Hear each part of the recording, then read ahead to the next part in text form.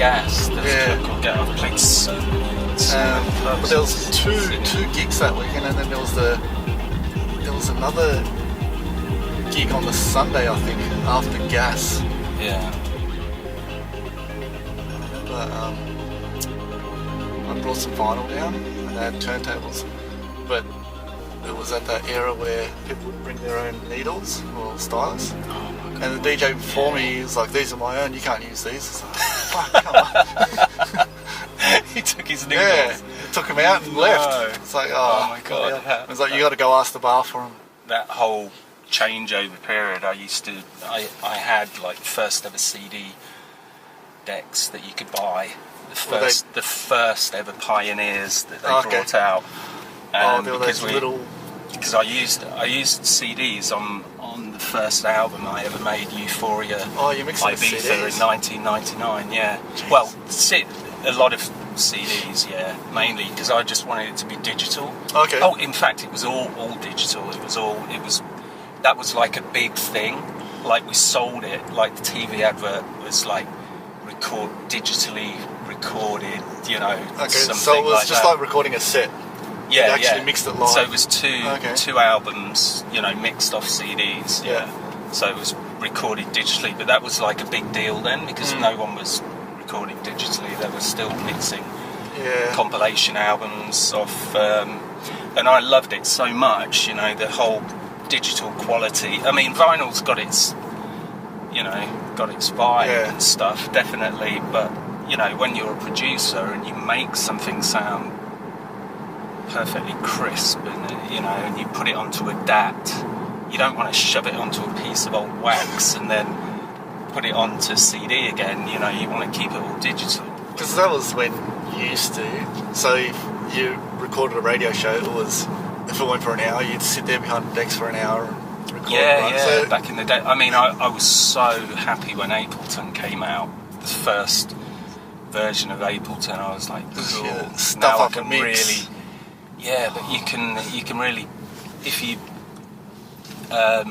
think about it, you can, when you're a producer and you're tweaking controllers and keys and all sorts of stuff, and then you have to mix, off CD. You haven't got all the tools that you've got with Ableton. So that was amazing when that first came out. I think it was one of the very first. I remember they were giving me free copies to use for my, because I wanted to use it for making albums and stuff. So it was right in the beta version. They still look after you? No, not now. No. But big now, right? It was. I think at that point they were just trying to get it out there and get it used, visibly used. So that was. I think I wonder whether that came out in like 2004 or 5, was it? I can't quite remember. I do remember that whole Ableton. Everyone was starting to mix stuff with it, and then there was the whole. If you mix Ableton, you're not a DJ. Oh god, yeah, I got so much of that. Oh, you're mixing off CDs, you're not a real DJ. But yeah, I mean, I took so much flack for that, and then a few years later, everyone was mixing off CD. I was like, hey, you used to be able to just make 1 or 2 big tracks a year, and just that was your living. Yeah. And you didn't have to stress about any social media, administration. You just made a track, sent it off to the distributor. If it was good, you sold later copies, and you made some money. If it was not. So how did the whole promo thing work back then? It was the vinyl. If Paul Oakenfold got it played for 6 months. Yeah, you would literally, exactly that. You would give like maybe 5 copies out. You give Pete Tong, Paul Oakenfold, etc. A copy, or you just give one DJ a copy, whoever was the most into that particular sound, and you'd leave it with them for months. Yeah.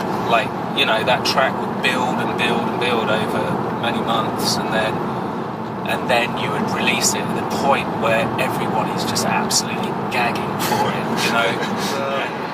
Ferry Corsten did have you watched, he did this documentary about Goriella? Goriella, his alias. But I know he's brought it back. Yeah, I know he's brought it back. He did like a documentary, goes for about 45 minutes or something like that. And Yeah. in the documentary, Tony McGuinness is in there from Above and Beyond. And one of his influences, he says, is Matt Darey. Oh, well, that's cool. You know, That's, yeah, I mean, that's quite a... I remember meeting Jono. I actually knew Tony before Above and Beyond. He was working at Warner Brothers, and Okay. I Was he doing music think stuff? he was a marketing director or something Okay. like that. I think he used to do marketing or something for releases like the Madonna releases, Okay. etc. He, it's quite. He was Quite a connected guy. Had pretty good job, well connected within Warner's, and we did hang out for a while because I used to throw these like crazy parties. Yeah, I've heard about them. Yeah, these crazy parties back in the 90s, and just at my house, we used to get my house gutted completely. I mean, it would be a big operation. We'd take everything out the house, everything So valuable that could be broken, we'd put it in storage in the storage building, and then we'd totally theme out the house. It'd be like superheroes or. Alright, so it was like a just underground rave type. Well, it was invite only, Okay. very sort of like and I think Tony and his brother used to come. They came to a few of those, I think, I'm sure. And yeah, he's a really cool guy. Really got on with him because he's got such a nice personality. Yeah. And then I think he introduced. I went for a meeting some time later, and he introduced me to Parvo and Jono. Yeah. In this bar, I used to almost live in this bar in Soho called the O Bar. Okay. My friend used to run it. Yeah. It was like a bar downstairs, club in the basement, and then like a sort of a VIP upstairs. I used to go there So on a you were- Thursday and come be spat out on a Monday. That was your watering hole, huh? Yeah, exactly. It's like my local pub on steroids. So in Soho, so I invited. I'm sure that was why I chose it as the meeting place. And I met Jono and Parvo, and they were really analytical about like the music, and they knew exactly. I mean, they were sort of guessing how I made these sounds, like Binary Refinery and stuff like that. So it was kind of just. I can't really remember. I mean, I can't remember much about those days, to be honest. Yeah, those were good times though. But I actually remixed the track, like at an after party. But I used to do that quite a lot. I mean, with tracks like Binary Refinery, I used to go clubbing in London. We'd go and do the circuit, all weekend. It was really great because you were immersed in the whole club scene. You were always listening to the new sounds that the DJs were playing. I'd go to several clubs over the weekend and just chain them back to back. And then I'd always come back to the studio on a Sunday morning with all this in my head, and I'd just switch on the studio and get straight into making a track, or doing a remix. While I was still, sort of had all these ideas in my head that I got from the club, and that was great. I did Binary Refinery that way. I did Beautiful, not Liberation, I don't think, but made quite a lot of the tracks. I kind of do them on the Sunday, crash out, wake up on a Tuesday, and polish them up. Kind of rationalise all those irrational ideas and keep the good ones. You got all that inspiration and stuff like that. And the best thing was, I had a studio full of people, maybe had sofas all around the outside. Yeah. They were all clubbers that come straight out of the club. And if they were sitting there like this, I'd know I was not really doing it. Missed the mark. It was like having live feedback. It was like it was almost like the next best thing to making music in a club with no consequence, because, and I'd know when I was onto something because everyone was like start standing up. Yeah. Do you reckon you got a couple more trance records in you? I'm giving it a shot. I will be giving it a shot, absolutely. Yeah. Do you like donuts? Someone told me you weren't much of a donut fan, right? Yeah, not really a fan of donuts. You know those donuts that just sit there on the shelf and they've got the icing or whatever and stuff? No, not really a massive fan of that. It's a bit kind of stodgy for me, but there is one kind of donut that absolutely rocks from memory. You know when they have the dough, the circles of dough, and they sort of drop it in the hot oil. Okay, and it comes straight out, sugar on it, bang. It's like the most basic kind of donut, but it's fresh out of the hot oil. That's the one. That's and you have to eat it there and then as soon as it comes out. A bit like those guys who eat oysters down by the sea, huh? You want it straight from the grill. Yeah, fresh. I think, you know, when it's that fresh, it's good, you know. If it's done properly, you know. Well, anything done properly is right. Yeah. Because we're on a bit of a tight schedule, I've actually stopped by a local shop in Geelong. It's called Uncle Doughnut. I've always got an open mind. Now, one of them is a Mars bar, one's... Whoa. So, yeah. There's a really I don't know if I can sort of donuts on steroids. Now, there are two different ones. You can... This is the Mars bar. This one's like an eclair. One. Thank you to Uncle Doughnuts in Geelong. Awesome. Cheers. So, mate. whichever one you want, or you can have a bit of both. Well, I think I might just start on this one, seeing as I've got it. All right. Yeah. Let's see if we can drive. You better concentrate on driving, otherwise we won't make it. Do you have Mars bars in the UK? Oh God, yeah. I think they come from the UK, don't they? I've got no idea. Yeah. I think. So it's a Mars bar flavoured. Not bad. Well, you don't have to eat it all. I need cutlery. Oh, so I suppose you eat it with your hand, don't you? How uncivilised. Oh well, do you watch Seinfeld? I need knife, fork, and plate. Seinfeld? You know. Would you say you're still learning stuff on your journey? Yeah. You never stop because music always pushes forward. If you stop learning new stuff, then you just stay making the same thing. I would have actually, I often think I'd have probably been better off, like career-wise, just making the same thing, but I just couldn't do it. Because I hear stuff now that sounds, you know, it's like reminiscent of 98, 99, but obviously sharper production because of the technology.